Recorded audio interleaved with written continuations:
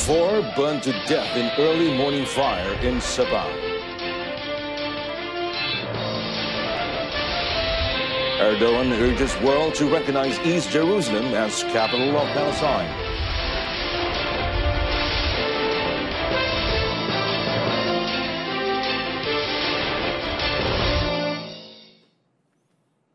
Good evening and thanks for joining us for the evening edition of News on 2 with me, Amin Carlos.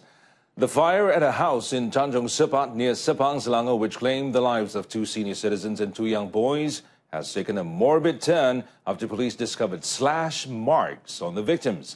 The victims are believed to have been murdered and set on fire. And Selangor CID Chief SAC Fazil Ahmad said in a statement today that the cause of death will, however, be confirmed after the post-mortem. The post-mortem is expected to be carried out on Thursday. He added that the case was being investigated under Section 302 of the Penal Code for murder. The victims have been identified as a 73-year-old man and a 68-year-old woman, while the boys were aged 9 and 3. In a video making its rounds on social media, a 12-year-old boy believed to be the sole survivor of the incident claims masked intruders entered the house and murdered his brothers and grandparents. He said he was hiding in the toilet throughout the ordeal and managed to escape the fire when the intruders left. Well, meanwhile, in Yan Kedah, an elderly lady was burned to death after her residence in Kampung Singkir Laut was burnt to the ground. The Kedah Fire and Rescue Department in a statement disclosed that the incident occurred at around 11:30 a.m. today. And the victim, identified as Fauzia Abdullah, aged 69, died of suffocation due to smoke inhalation. And 2 fire engines, along with 28 personnel from the Yan Fire and Rescue Station, as well as the Guat Chempedak Station, rushed to the scene as soon as they were notified. Quick action by the firefighters managed to eliminate and prevent the fire from spreading. The body was later handed over to the police and sent to the Yan Hospital for post-mortem. The oil trajectory monitoring system, which will be handled by the Environmental Department, will be able to monitor the oil movement in the event of a large-scale oil spill. Now, any information received from the system will be used to design strategies and ways to control any oil spills from happening. Deputy Natural Resources and Environment Minister Dato Sri Dr. Hamim Samuri said the ministry, together with the National Contingency Plan of Oil Spill Control (RKKTM) and the State Coastal Cleanup Action Unit, are ready to face any oil spill crisis in the country's waters. Jawatankuasa kontingensi kebangsaan tersebut menggariskan perkara-perkara berkaitan dengan peranan dan tanggungjawab serta agensi dan pihak terlibat bagi menghadapi sebarang kes tumpahan minyak yang berlaku. Menyatakan dengan jelas mengenai kaedah dan saluran komunikasi, pemantauan pergerakan minyak, strategi kawalan tumpahan, pembersihan dan juga senarai stockpile peralatan kawalan. Each state has also prepared its own state coastal cleanup action plan and will be used as and when it is needed. Dato Hamim said this in reply to a question by Senator Dato Abdullah Saleh.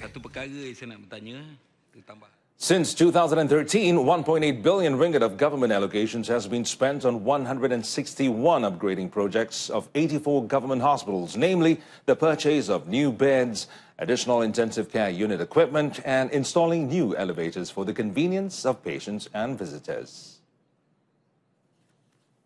Dari segi help financing tu betul kita kerajaan mengeluarkan subsidize 98% daripada kos kesemuanya. Contohnya pada tahun 2015 kita belanja 25 bilion ringgit. Kutipan ni RM1, RM5 yang kita kutip ni dalam 650 juta sahaja, tak sampai 1 bilion pun. Kos banyak. Ini sekarang kita dapat lagi tambahan. Tidak tahu, nampaknya kita meningkat tambahan bajet kita lebih kurang 2 juta ringgit. Dr. Sri Hilmi also told the Dewan Negara that all hospitals aged 30 years and above had successfully undergone assessment on the safety aspects. He also said that under the 2018 budget, 100 million ringgit had been approved for more upgrading works, especially on the safety aspect, namely the electrical wiring system and fire emergency control at all the 84 hospitals. 20 urban transformation centers, UTCs, have successfully managed to save about 2 billion ringgit by transforming underutilized government-owned buildings. Now, Deputy Minister of Finance Dato Lee Chee Leong, since 2013, these UTCs have been the permanent homes of more than 30 government departments and agencies. According to Dato' Lee, the services provided by the UTC, which was conceptualized under the National Blue Ocean Strategy and BOS, had benefited more than 50 million people. Inisiatif UTC sangat unik, memantangkan ia beroperasi menjangkau waktu operasi biasa setiap hari termasuk hujung minggu. Dato' Lee added that apart from the UTCs, the Rural Transformation Centers, RTC, and Mobile Community Transformation Centers, CTC, had also proved to be beneficial to the people, especially those living in rural areas. The Dewan Negara was today told that 21,739 cases of accidents resulting in the victims losing their abilities to continue working were recorded as of September this year. And according to Deputy Human Resources Minister Dato' Sri Ismail Muttalib, in 2015 the figure was 25,550 and rose to 27,914 in 2016. Dato' Sri Ismail said the number of workers involved in accidents while commuting to and from work increases every year. In light of the situation, the Social Security Organization, SOCSO, had implemented 199 programs as part of their efforts to promote safety at work and while on the road and reduce the number of accidents involving workers. Justru itu, PKSO terus mempertingkatkan usaha melaksanakan program-program pencegahan kemalangan jalan raya berdasarkan kolaborasi antara PKSO, Institut Keselamatan dan Kesihatan Pekerjaan, NIOS, Institut Penyelidikan Keselamatan Jalan Raya Malaysia, MIROS, Polis Diraja Malaysia, PDRM, Jabatan Keselamatan dan Kesihatan Pekerjaan, JKKP, termasuk badan-badan NGO. DAP member Dato' Zaid Ibrahim today appeared at the Federal Police Headquarters in Bukit Aman to give his statement over his remarks on Twitter posted on December 5th. Now, the former cabinet minister arrived at 9:30 a.m. to give his statement to the Police Criminal Investigation Department for about 30 minutes and was seen leaving Bukit Aman about 11 a.m. Now, Dato' Zaid, a lawyer, when met by reporters after giving his statement, said the investigation revolved around his tweets on December 5th, which, according to him, was his personal views.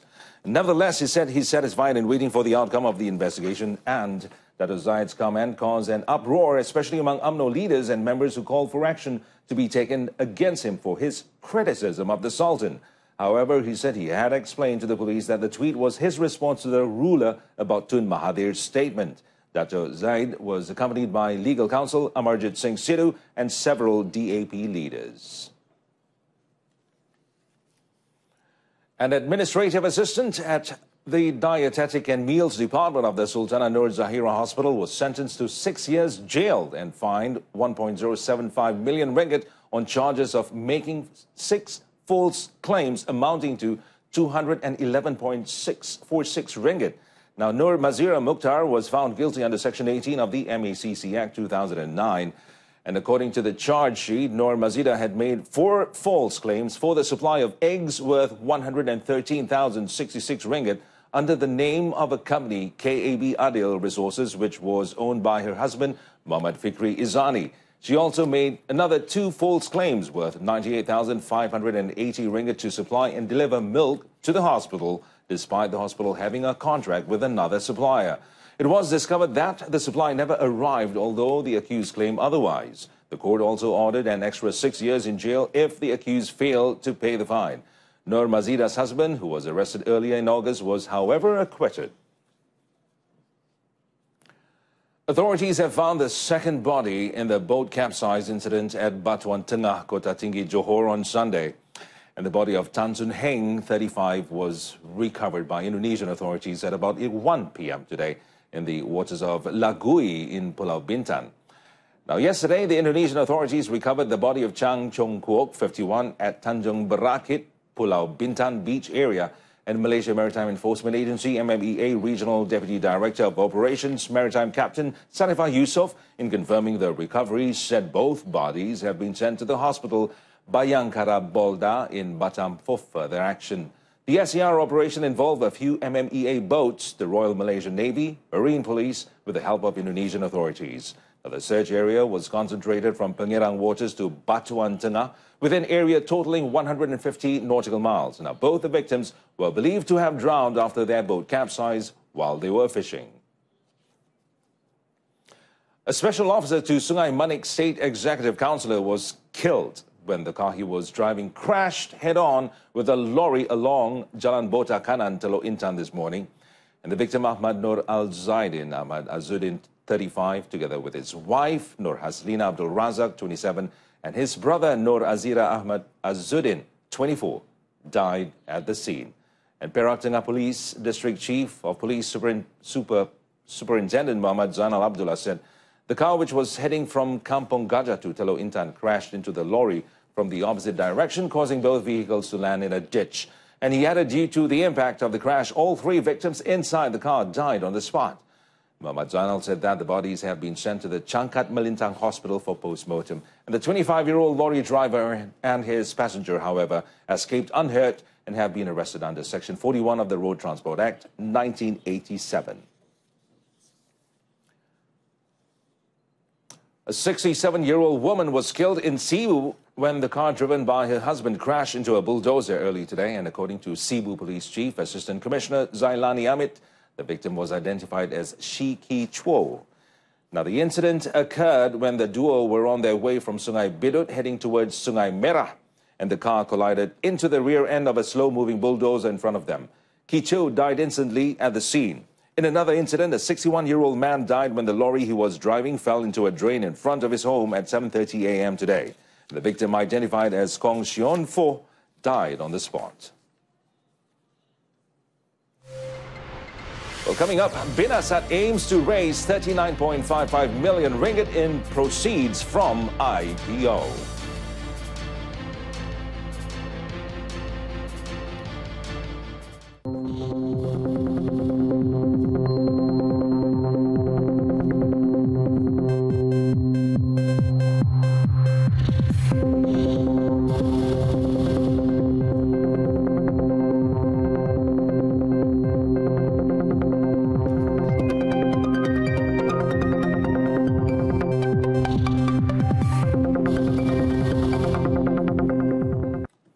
Welcome back. As usual, let's take a look at the latest weekly fuel price effective midnight.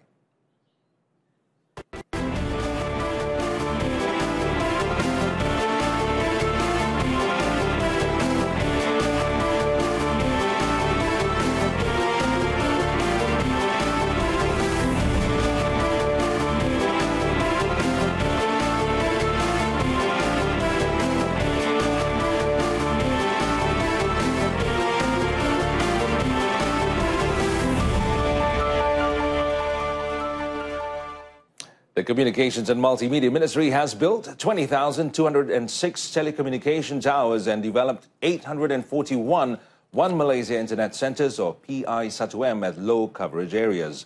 The ministry will continue to develop 16 additional PI-1M around the country, which is expected to be completed in the first quarter of 2018.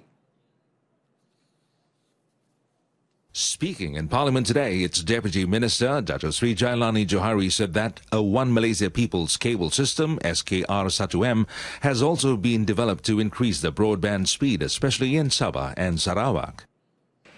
Digital inclusion ataupun dengan izin keterangkuman digital, terutamanya di kawasan terpencil, kawasan pendalaman dan luar bandar, menjadi keutamaan kerajaan yang dilaksanakan melalui SKMM, dan untuk tujuan ini tambahan 1 bilion ringgit lagi diperuntukkan seperti mana yang diumumkan oleh Yang Amat Berhormat Perdana Menteri bagi bajet 2018 untuk memperluaskan dan menaik taraf infrastruktur komunikasi di kawasan luar bandar, terutamanya di Sabah dan Sarawak. Dato Sri Jailani said a total of 13.7 billion ringgit has been spent to upgrade the communication infrastructures in the country under the Universal Service Provider beginning 2008 until now. Meanwhile, an additional 1 billion ringgit will be allocated next year to expand and upgrade the communication infrastructure in rural areas. Bursa Malaysia Ace market-bound Binasat Communications Berhad aims to raise 39.55 million ringgit from its initial public offering, IPO, of new shares to finance the telecommunication support service providers' expansion. Now, Binasat, at its prospectus launch today, said that its tentative listing date is January 8, 2018. According to the prospectus, the group offers support services for satellite, mobile and fiber optic telecommunication networks. Chief Operating Officer Zulamran Hamad said its IPO comprises a public issue of 85.98 million new shares and an offer for sale of 40 million existing shares at 46 cents each.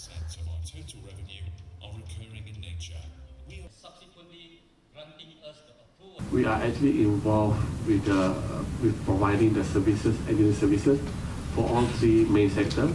First, we provide the services, support services for satellite and mobile, as well as fiber optic. So our future plan will be in line with the three core businesses.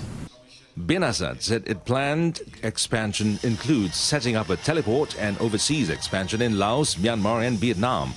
The company said 14.36 million ringgit will be used to finance the teleport project, while 10.79 million ringgit will be used for working capital.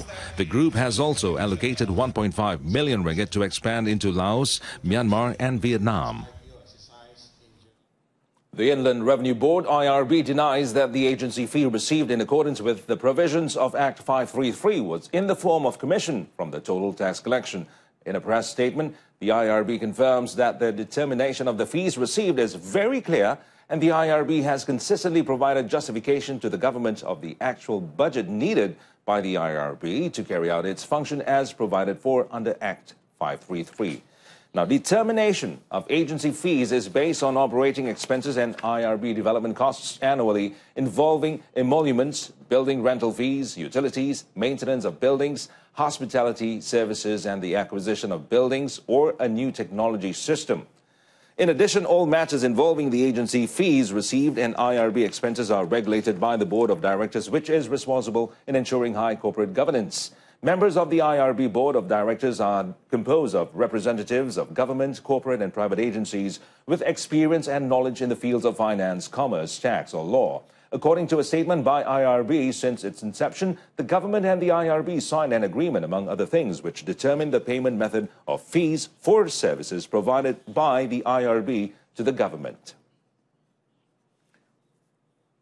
Toyota Motor Corporation and Panasonic Corporation announced today that they will begin talks to jointly develop batteries for electric vehicles. Now, the two Japanese companies have a long history of cooperation in producing batteries for hybrid vehicles, an area Toyota has been focusing on. However, the Japanese auto giant currently has no electric vehicles in its lineup. And Toyota has been leading eco-friendly cars since it launched the Prius, the world's first mass-production hybrid vehicle, in 1997, followed by the Mirai fuel cell vehicle in 2014.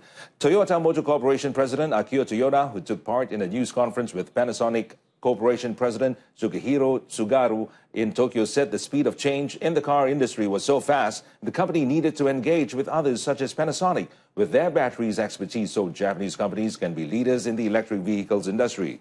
Panasonic has been a leading maker in automotive lithium-ion batteries applied by automakers worldwide. Panasonic's Suga, meanwhile, said his company hopes by working with Toyota it can advance improvements in its battery capability as well as possibly aim at developing the next generation of batteries. That concludes this evening's news. On to our top story. Erdogan urges world to recognize East Jerusalem as capital of Palestine.